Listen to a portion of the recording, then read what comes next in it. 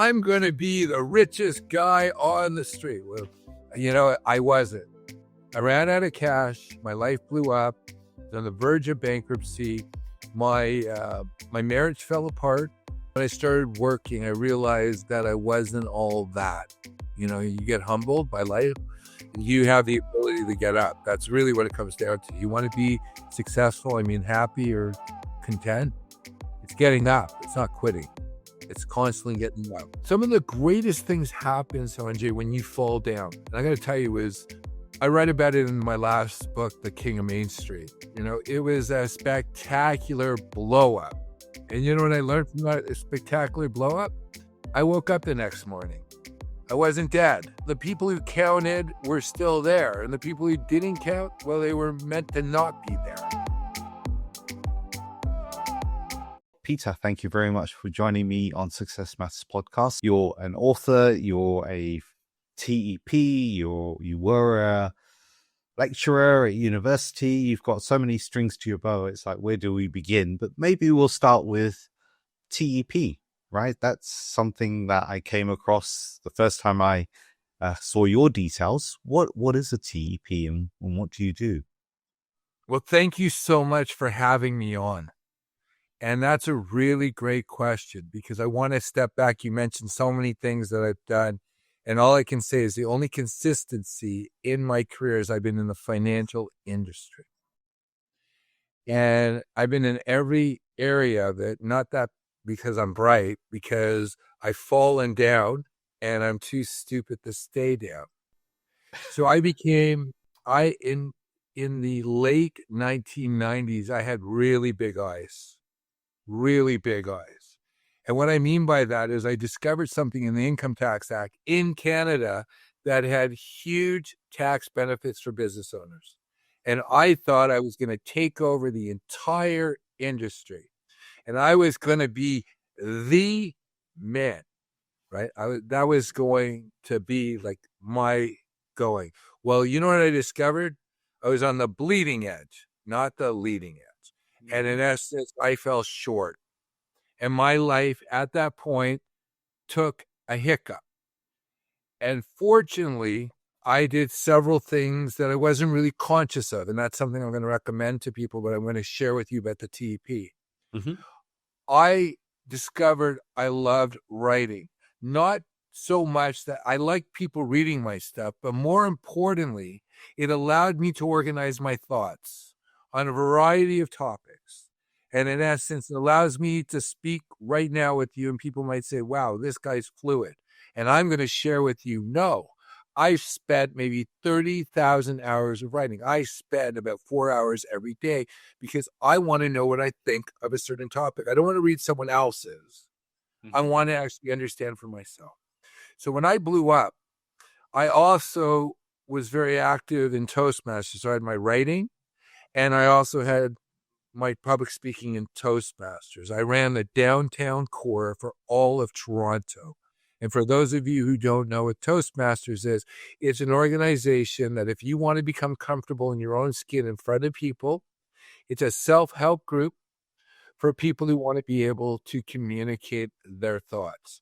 And I went through the entire program. And because of that, and because the CFP, the Certified Financial Planning Designation, and I've been to England to speak at the organization who offers that in England, I was asked to teach. And during that time, some of the greatest things happen, Sanjay, when you fall down. And I got to tell you I write about it in my last book, The King of Main Street. It was a spectacular blow up. And you know what I learned from that spectacular blow up? I woke up the next morning. I wasn't dead. Okay. There were the people who counted were still there. And the people who didn't count, well, they were meant to not be there. Mm-hmm. So it was spectacular. So I started teaching at universities for the CFP. And I ended up teaching for everybody. It was a new designation. Every university and college wanted to have a CFP program. And for your gas, we haven't gone into the TP. was a certified financial planning designation. It was really catching on in Canada, and as a colony of Britain, Canadians really like designations. They're over designated, and according to the UN, they're over educated. Doesn't mean they're productive. They're over educated. So I was teaching, and you got to remember, I didn't want to teach. It's basically I had to pay my bills. Yeah. What was this blowout? What happened when you had this big blowout? There was something called the individual pension. And what it was for business owners that could put in, up to $1 million, $2 million, like making a deduction out of their corporation, and they would, get a deduction. And I know in the United States it'd be like a 401k, but this is a Kellogg RSP. And I have to apologize. You guys call them pension plans or annuities? We do, yeah. Personal pensions, we call them. Yeah. So director of we can have money put into the pension on their behalf by the company, which is then tax deductible. Well, this is for the business owner, right? Because when I give money to an employee, I'm losing money. This was me saving my money, and nobody had taken advantage of that in Canada. And I thought I was going to be the big guy, and I had big eyes, and it started off, we're going to have these plans. And the next thing is I started looking at money managers, because this is fantastic, because only a certain amount has to come out. I'm going to be the richest guy on the street. Well, I wasn't. I ran out of cash. My life blew up. I was on the verge of bankruptcy. My marriage fell apart, and I was teaching. And while I was teaching, the reason I share that story, Sanjay, because I didn't wake up like when I was born saying, I want to be a university lecturer. Yeah. I was doing it for subsistency. I was teaching at several post-secondary institutions to get my 21 hours. And I got to tell you, they only pay you for flight time. Like, I had to do the marking. Right. And I was going from one institution to the other. Now, all the material that I was reading, now we're getting to the TP. It was outdated. And I'm thinking, I don't want to stay here. Up until let's say the 80s and 90s, it was about wealth accumulation, because the baby boomers were coming up, and they get to a certain age and they start realizing that they're not going to be here one day. And I wanted to put something together. And as a lecturer, I was able to order every single instructor book. I collected $30,000 worth of stuff hold on, help me. How much did I pay? Zero. Free. And all I did was write what I learned. And all I did was read. Because the state I was in, it's not what I saw, the picture in my head. It was not the picture, but the reality was, here I was, I'd been out of my house for 15 years. I moved back into my mother's condominium.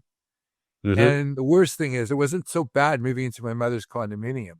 What was really bad is she decided to be a worldwide traveler that year. So I was by myself. So you were in my classes or actually in the gym I belonged to.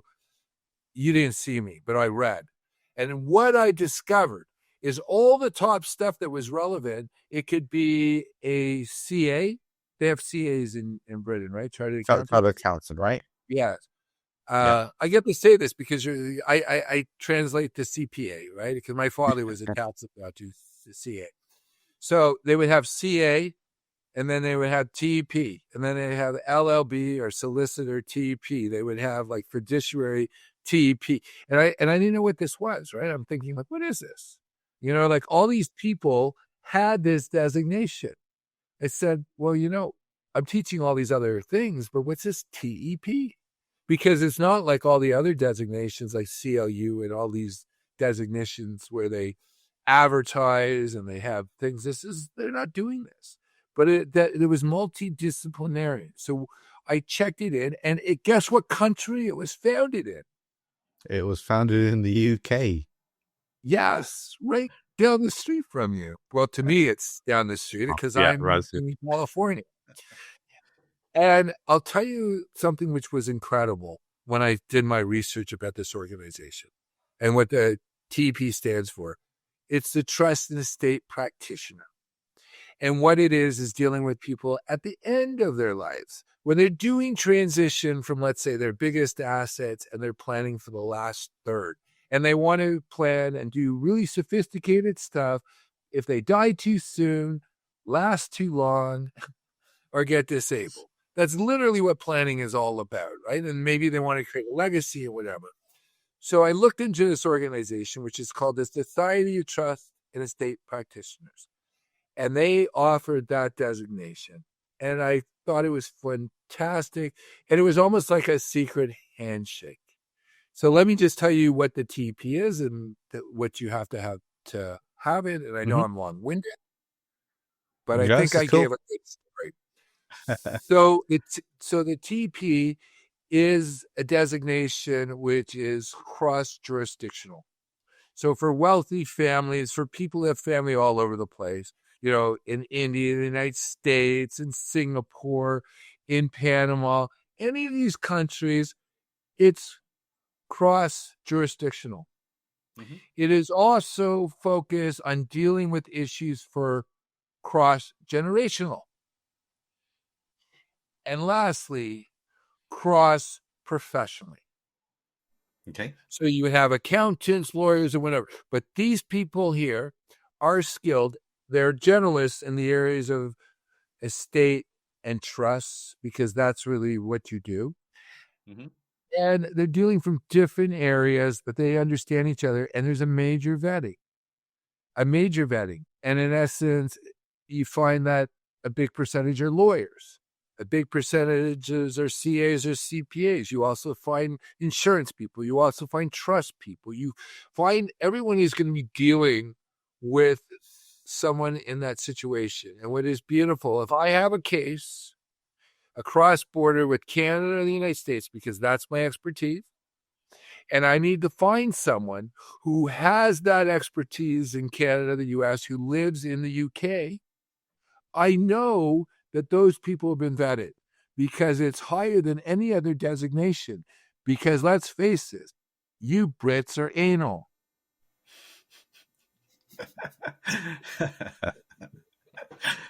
Maybe not. I can think of other countries more. I'm joking, but one of the things I also want to share why it's not as popular in the United States, because the United States is very inward focused. But you can't operate in any other jurisdiction without it. And let's face it, most of the offshore countries, jurisdictions, they were former members of, come on, Hart. Guess what they were? Former members of? They were British Empire. Yes. Colonies. Oh, come on. And as many still are. Don't be mean. I'm Canadian. I only have one path. But it's true. So for this TP, sorry, going back to the TP. No, go on. I assume you had to do like a whole load of exams and courses and studying for that, right? They're not just going to give this designation to someone off the street. Well, yes and no. There's three ways through it. Okay. If you have 10 years and you have another designation and you've demonstrated, like really demonstrated, because every jurisdiction is different, but in Canada, the United States, you've demonstrated that you've done significant work. And I have written 5 financial books. And I wrote columns for the largest legal publication in Canada and also the largest accounting. So for that, they put me in to be, qualified. I didn't have to take additional exams. There's for people who've been there for a number of years, they have to do like several really difficult papers, comprehensive. And that if you're a student, you're just starting out in the business, you have to take like a 4-year degree. So in essence, they're really getting back to the British model is apprenticeship. And that you would have to go and do articling hours before you could write a qualifying exam or become an expert. But what's really great about it is you can't become a member without the vetting. So even though I got in as a qualified practitioner, like the highest rank, Not to brag, but like my textbooks are this big, Right. right? Yeah. So in essence, and my book was this is a textbook that's taught in Canada on succession planning Who is it? for the professionals. So for example, they let me in, but I was prepared to take the courses, but you want to know something? As I get older and I grow more hair, it was very nice of them. Yes. That's good. So you did the TP, you've written lots of books, as you say, textbooks. Starting with the writing itself, though, that you did that kind of start off as a journaling thing that you were doing, or was it a bit like as a student you were reading something, you were taking notes down, and then that became then the central essence of how you operate? So I'm intrigued on how that kind of writing journey started. Well, I have to go and mention something. I think it goes back to Buckminster Fuller. Are you familiar with Buckminster Fuller? The name rings a bell. Anyone who thinks of Disney World, the golf ball, Mm-hmm. that's called the geodesic dome, and it's the most Yeah. energy efficient structure. And Buckminster Fuller was self-taught. He died with over 200 patents. He lived the most incredible life. He was also known as the friendly genius. And he wrote a book at the end of his life where his life, like when he thought he was going to die, life expectancy at that time, he thought his life was over. He was 32. Life expectancy when he was born was only 43. This is 1895 when he was born. And at 85, because he outlived like whatever the life expectancy was by Like three double. times its life. Yeah. No, but it's like it kept on going up and he outlived it. So in his book, his last book called The Critical Path, he said that the greatest learners are self-learners. And I went to university, but, my parents, helped me go through university. I read what they told me, and it wasn't something that really did it for me. And when I started working, I realized that I wasn't all that. You get humbled by life. You have the ability to get up. That's really what it comes down to. You want to be successful, happy or content. It's getting up. It's not quitting.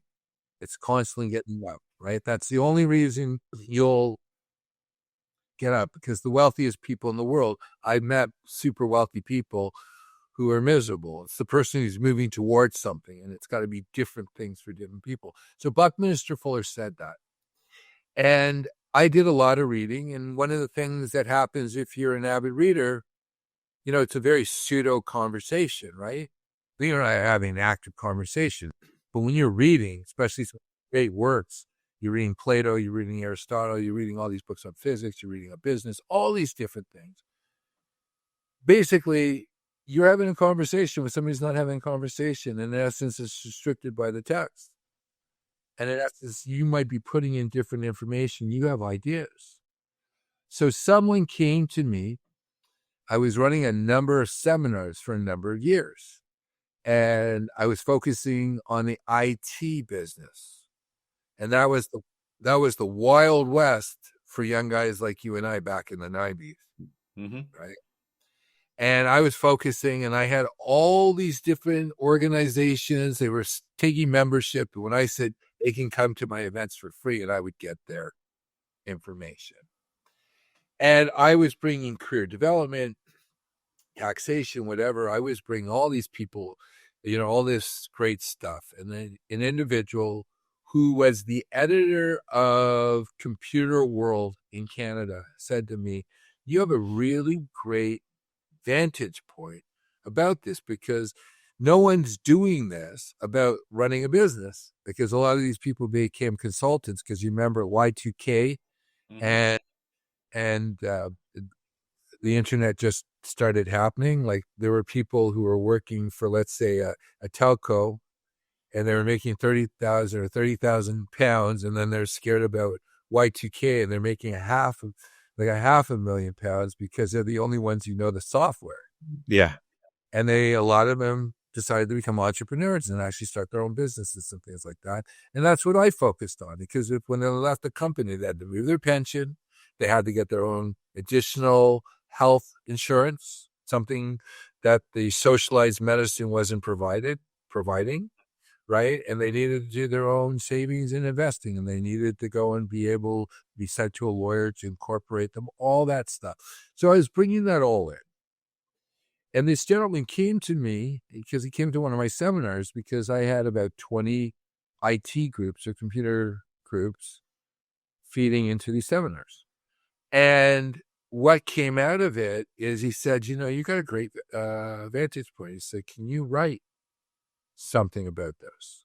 Because you're running these great seminars. So he thought, because, I was providing what these people who are computer consultants, scientists, IT, they didn't know about business. I was just bringing it to them, right? About tax efficiency. So I sat down, and I remember, I think it was 1996, 1997, and I wrote the steps of becoming self-employed as a computer consultant. And I wrote it down. Now, I knew what they were, Sanjay. I knew what they were. But there was something about taking it out of here and organizing it out there. It was, Right. It was really gratifying. And then he asked me to write another one. And I had other things I was doing. And, it's like I was taking, because thought's just fast moving. And I was able to take it and reorganize it. And then I got really lucky with something. In Canada, we've talked about the CFP. So in Canada, they brought the CFP probably in 1996. And I was the second batch. In 1997, I wrote a challenge exam. And that gave me the CFP. Well, in the early days, the majority of the CFPs in Canada were CAs. Or for the Americans who are listening to us, CPAs. They were able to write the challenge exam and they became a CFP, a certified financial planner. And there's a company called LexisNexis. It's the largest legal publisher in the world. Yeah. And they bought a company in Canada that had two properties. One was Lawyers Weekly, which was the largest distributed legal publication. And they also had the largest CPA publication, or in Canada, there were 3 designations. So all those 3 other accounting designations, they had their own magazines, right? However, this was the only one, and it was making its money on like letting everyone else advertise it, because it wasn't an accounting publisher. It was a legal. So, however, people were paying subscriptions back then. You remember that? Like people would pay for like a piece of paper, right? They pay $150 a year for 24 issues. And they were able to sell, let's say, a page for like $12,000 because the focus. You remember Larry King when he had his program? He only had about 2-3 million people around the world listening to him. You have Lexis on there. And the reason is it was the people who were listening, right? These were the people who were advising the people who ran Canada. So a friend of mine, he wrote for that magazine. I didn't know much about it. He goes and he says, why don't you speak to this person here? And I spoke to them. And because they said, a lot of CAs and accountants wrote the challenge exam, we should offer financial planning. And I didn't really think about it because I was 28 years old. When I was 28 years old, I was a kid. And I didn't know what it was. My father was an accountant, but I didn't know what this was. And I started writing stuff and things like that. And then one day I sat down and I did a little calculation. And this is when, I took myself really serious because I was a good writer, but I became like, when I realized what I'd fallen into, it was a gift. And I recommend that to everyone listening, a gift. That there's things that happen that you don't think much of. And maybe you didn't take much effort and it ends up being the biggest thing in your life. And the things that you spend so much effort on, it turns into nothing. This was like a nothing effort.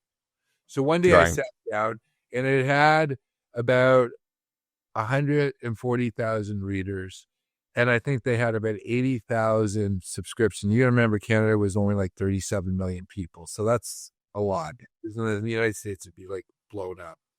So I took that and I also looked at what, if I divided it by the issues and by the average pages, let's say 40 pages per thing, I figured out what, that was being subsidized. I didn't have to send out mailers or whatever. And I'm the talent, right?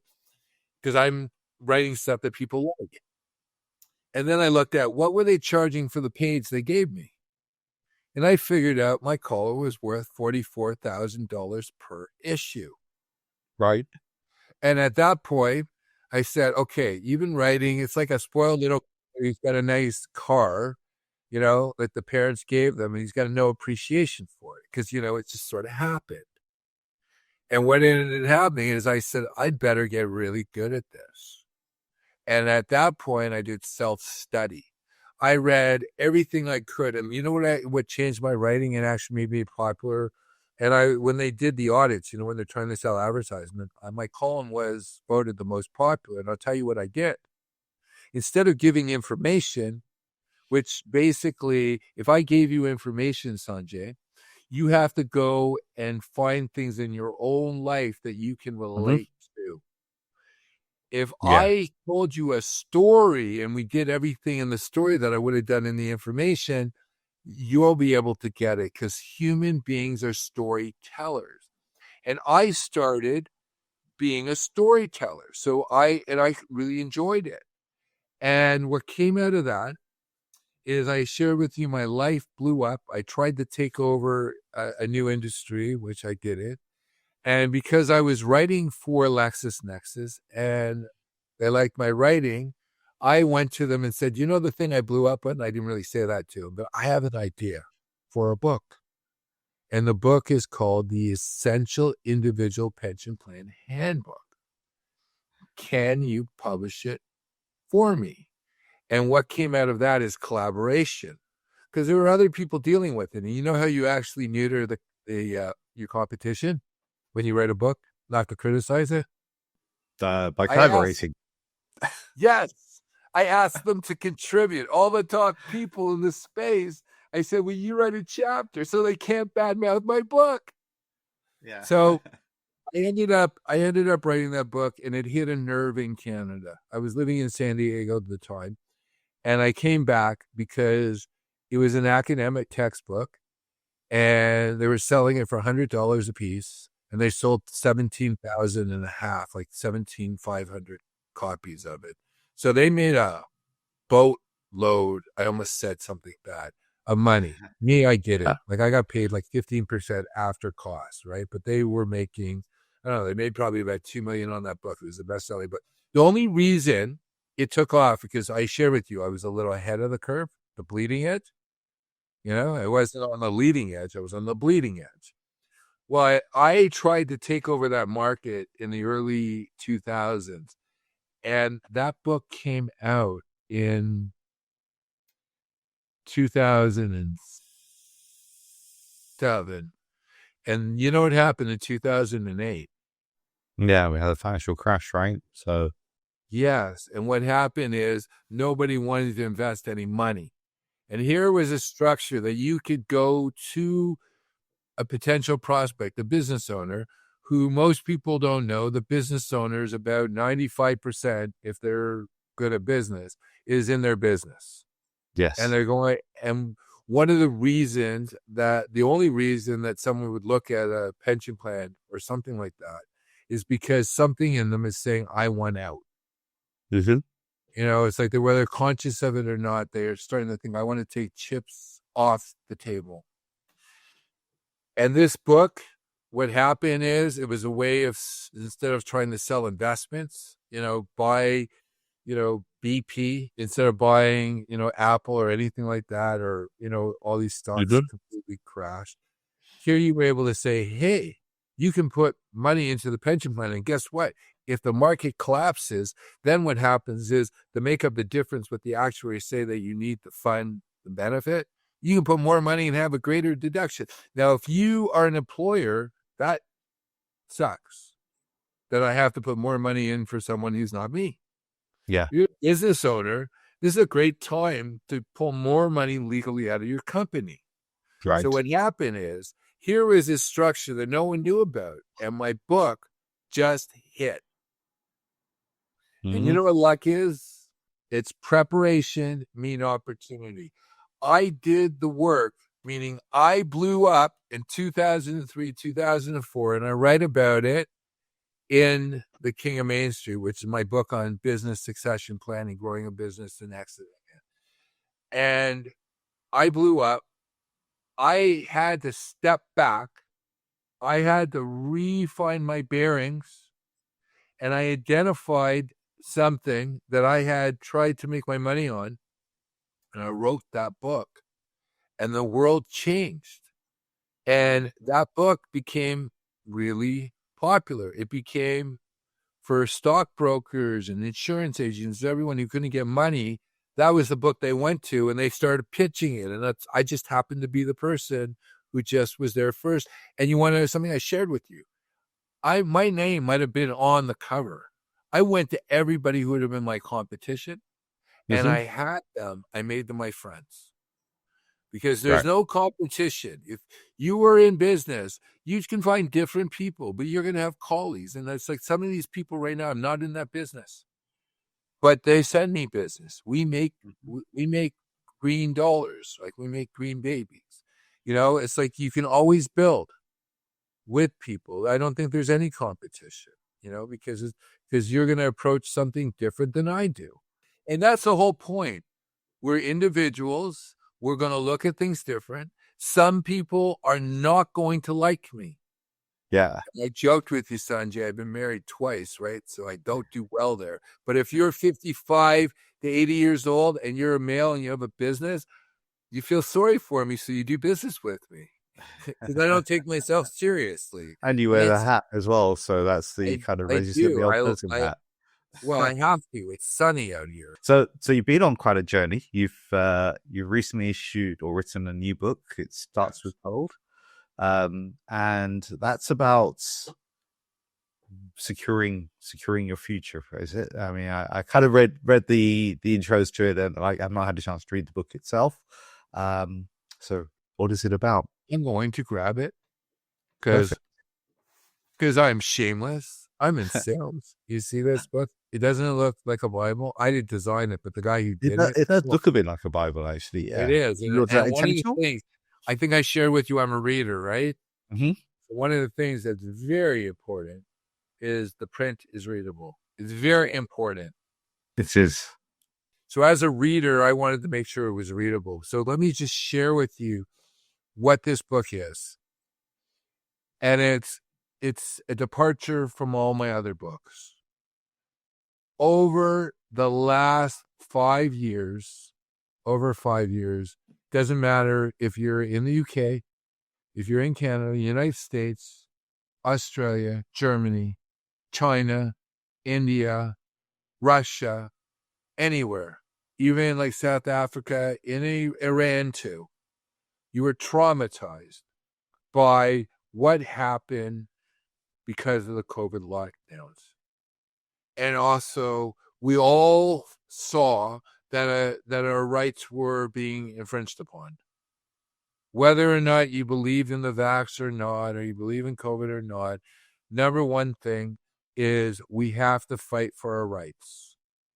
Because the way that Hitler was able to go after the Jews is he came up with the Gesundheit pass. So they said there was typhus. And they said that the Jews had typhus. So you have to have a Gesundheit pass, a health pass. So there's nothing in history that hasn't been done before. And what we did in this book is we looked at what happened. And in 2019, the overnight markets, and let me explain what those are for the listeners who don't know. It's banks lending to banks. And it's usually like 1%. Over the course of a year, but they'll lend it overnight for shortfalls. They stopped lending to each other. They didn't trust each other. They thought that they were all going to go bankrupt. We weren't being told this. As citizens of nations, we were not being told this. And what happened is the way that money works is basically it's a Ponzi scheme. It's a multiplier. The United States produces money and the Federal Reserve put in a bank, they're allowed to lend out 10 times. So what happened when the overnight markets failed, the Federal Reserve at night was printing each night $1 to $3 trillion a night because none of the banks would lend to each other because interest rates on the overnight market jumped up sometimes as high as 15%, from 1%. So the that was market, quantitative easing, right? When you're saying printing money, that's what the name that was given to it by the banking. well, that's a little different than this. They weren't being published about this. Like, in essence, if All right. someone didn't produce money, and this is like through the back door, because these private central banks, because guess what? They're private. They are private. So what we did is, in this book, we also talk about what you could do, what the listeners can do, and what it is, as it starts with gold. It doesn't say "and with gold," and it represents two things: de-risking your assets and rematerialize your life. So what we do in our book is said, okay, you got to get de-risking and rematerialize. So what does that mean? Well, if the world fell apart, what do you need most? You need useful skills, you need community, you need seeds.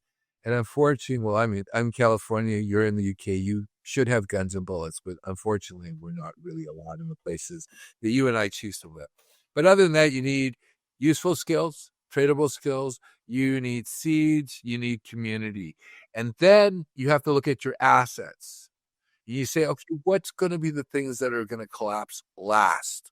And we call it in the book, I'm not going to get into detail, but the one that's most sturdy is gold and silver. And we call it assets of order of asset confiscation, because there have been international treaties put together that you and I are not aware of. Well, unfortunately, I am. That if things go, they blow up, they can seize your house. They can, and you might not even have a mortgage, right? Because you're paying tax or whatever, they're leveraging it and they commingle it. Like, they can, like, all this stuff has been put into place. So we look at history, and we look at in 1933, Roosevelt issued an order to seize all the gold, and it was $20 for 100 years. And then he seized the gold. And then what occurred is, a few months later, he repriced it from $20 an ounce to $35 an ounce. And then during World War II, all the European governments were scared that the Nazis were going to steal their gold. So they sent it to the United States.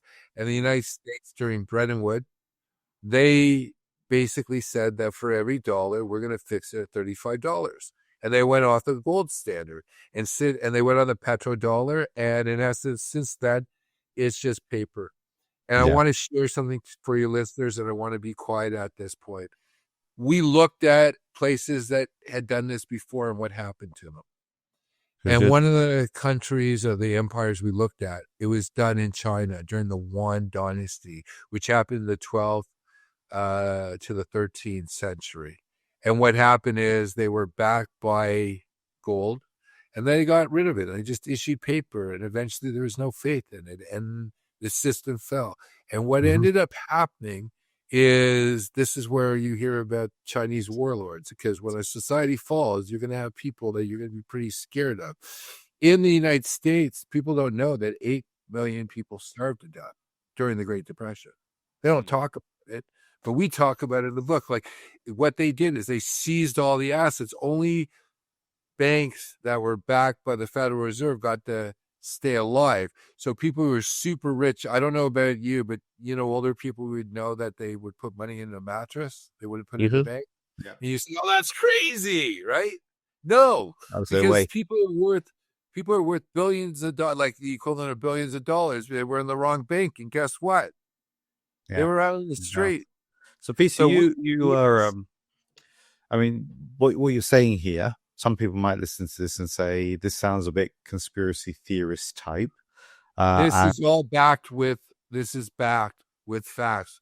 An educated consumer is the best reader. So what I was getting to is as your kind of day job, if you like, as an advisor to people who I'm assuming are pretty high net worth individuals, right? To afford a TEP is probably quite expensive.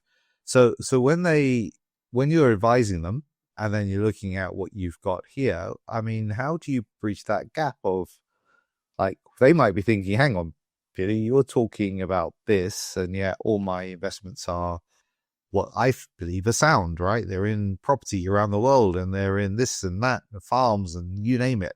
So how do you bridge that gap, and what advice do you give to your clients now, having done all this research? Well, you know what's really nice about being self-employed? The people who come to me are people who want you believe I shared with you. Like, I'm not the advisor. When you said I have an advisor, well, that person might be someone who has a different philosophy. Maybe they deal with just technology stock. Maybe, you know, they have a different philosophy. The only thing that I can actually say, and this is one of the reasons I started writing, is I would go on with my textbooks. You know, this is my last textbook. You can see how thick it is, right? It's 1,300 pages. And I would say, well, you know, you look at someone's car, you look at their watch, you look at their shoes, you watch, like, because basically what you're trying to figure out is what's in here. What's in your brain? What do you think? What do you know? And unfortunately, if I don't have, if, like, you know, a person hasn't written anything, or all I can do is what they tell me, and I'm going to look at their watch, their shoe, their car, their tie, and their, you know, their suit. That's all it is. Mm-hmm. I worked with accountants and tax lawyers. I would give them a copy of this book, and I'd say, now you don't have to look at my shoes. You don't have to look at my watch. You don't have to look at my suit. You don't have to look at my tie or my car, because you're only looking at those things because you want to figure out, do I actually know something? Yeah. Do I actually studied? So that being said, and to follow up on your question, yes, I am opinionated, but not because I just, you know, read, someone wrote something about something they heard. I spent, and my partner spent, we spent 7 years each independently reading the documents that nobody wants to read. Like, for years, I would read indentured agreements, which would be a bond or a GIC or a life insurance policy, because it was a contract. It's just paper. It's a contract, right?